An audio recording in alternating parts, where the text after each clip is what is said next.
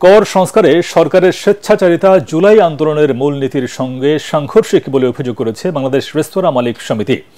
রাজধানীর একটি হোটেলে আয়োজিত সংবাদ সম্মেলনে রেস্তোরাঁ শিল্পের ভ্যাট ৫% থেকে এক ধাপে ১৫% করার প্রতিবাদ জানায় এই সংগঠনটি। তাদের অভিযোগ, জাতীয় রাজস্ব বোর্ড IMF এর পরামর্শে কর বাড়াচ্ছে। কর বাড়ানোর সিদ্ধান্ত থেকে সরে না এলে সারা দেশে হোটেল রেস্তোরাঁ অনির্দিষ্টকালের জন্য বন্ধের হুঁশিয়ারিও দেওয়া হয়।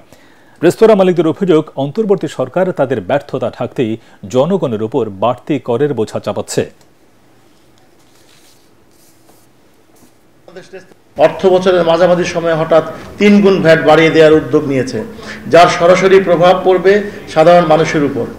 এছাড়া দেশের ক্ষুদ্র উদ্যোক্তাদের উপর বাড়তি এই করের বোঝা চাপানোটা অন্যায় ও অযৌক্তিক। 2 বছরের বেশি সময় ধরে যেখানে উচ্চ মূল্যস্ফীতি বিরাজ করছে, সেখানে জাতীয় রাজস্ব বোর্ড হঠাৎ তৈরি পোশাক, রেস্তোরাঁ, মিষ্টি সহ 43টি পণ্য ও সেবার উপরে মূল্য সংযোজন কর বা ভ্যাট বাড়ানোর সিদ্ধান্ত নিয়েছে, যাতে ওষুধ, গুঁড়া দুধ, সিগারেট, বিমানের টিকিট সহ অনেক পণ্য ও সেবার উপর বাড়তি মূসক ও শুল্ক আরোপ হবে।